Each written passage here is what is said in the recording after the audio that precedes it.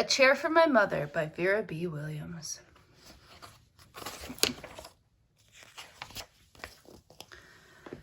My mother works as a waitress in the Blue Tile Diner. After school, sometimes I go to meet her there. Then her boss, Josephine, gives me a job, too.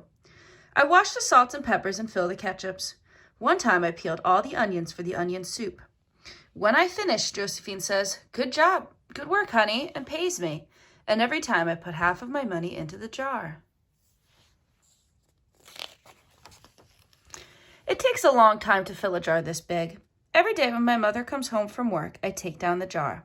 My mama empties all her change from tips out of her purse for me to count. Then we push all of the coins into the jar. Sometimes my mama is laughing when she comes home from work. Sometimes she's so tired she falls asleep while I count the money out into piles. Some days she has lots of tips. Some days she only has a little. Then she looks worried. But each evening, every single shiny coin goes into the jar.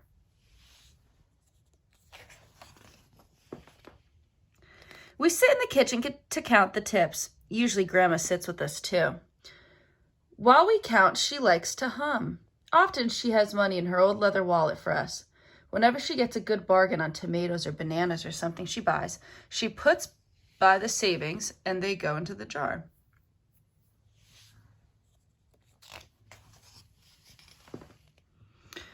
When we can't get a single other coin to the jar, we're going to take all of the money out and go and buy a chair. Yes, a chair. A wonderful, beautiful, fat, soft armchair. We will get one covered in velvet with roses all over it. We are going to get the best chair in the whole world. That is because our old chairs burned up. There was a big fire in our other house. All our chairs burned. So did our sofa and so did everything else. That wasn't such a long time ago.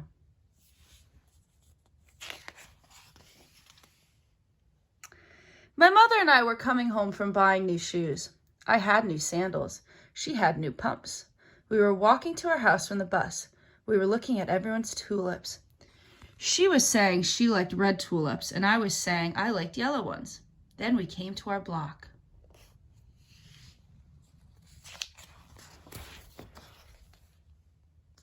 Right outside our house stood two big fire engines. I could see lots of smoke. Tall orange flames came out of the roof. All the neighbors stood in a bunch across the street. Mama grabbed my hand, and we ran. My Uncle Sandy saw us and ran to us. Mama yelled, "Where's Mother?" I yelled, "Where's my grandma?" My Aunt Ida waved and shouted, she's here, she's okay, don't worry." Grandma was all right. Our cat was safe too, though it took a while to find her, but everything else in our whole house was spoiled.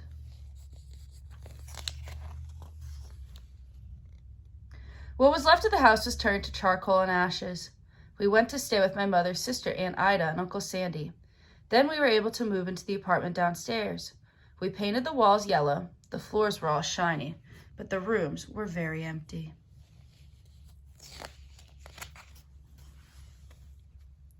The first day we moved in, the neighbors brought pizza and cake and ice cream, and then they brought a lot of other things too. The family across the street brought a table and 3 kitchen chairs. The very old man next door gave us a bed from when his children were little. My other grandpa brought us his beautiful rug. My mother's other sister, Sally, had made us red and white curtains. Mama's boss, Josephine, brought pots and pans, silverware, and dishes. My cousin brought me her own stuffed bear. Everyone clapped when my grandma made a speech. "You are all the kindest people," she said, "and we thank you very much. It's lucky we're young and can start all over." That was last year, but we still have no sofa and no big chairs. When Mama comes home, her feet hurt. "There's no good place for me to take a load off my feet," she says. When Grandma wants to sit back and hum and cut up potatoes, she has to get as comfortable as she can on a hard kitchen chair. So that is how come Mama brought home the biggest jar she could find at the diner, and all the coins started to go into the jar. Now the jar is too heavy for me to lift down. Uncle Sandy gave me a quarter. He had to boost me up so I could put it in. After supper, Mama and Grandma and I stood in front of the jar. "Well, I never would have believed it, but I guess it's full," Mama said. My mother brought home little paper wrappers for the nickels and the dimes and the quarters. I counted them all out and wrapped them all up. On my mother's day off, we took all the coins to the bank. The bank exchanged them for $10 bills. Then we took the bus downtown to shop for our chair.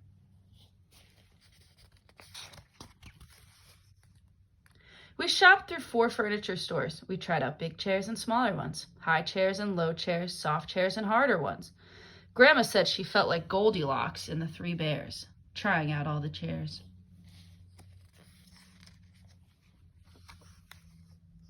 Finally, we found the chair we were all dreaming of, and the money in the jar was enough to pay for it. We called Aunt Ida and Uncle Sandy. They came right down in their pickup truck to drive the chair home for us. They knew we couldn't wait for it to be delivered.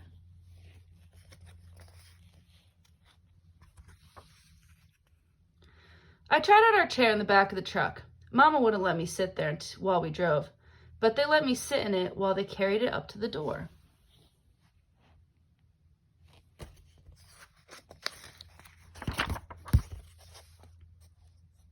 We set the chair right beside the window with the red and white curtains.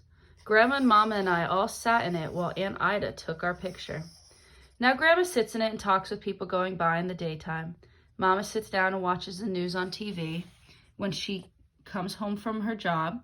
After supper, I sit with her and she can reach right up and turn out the light if I fall asleep in her lap.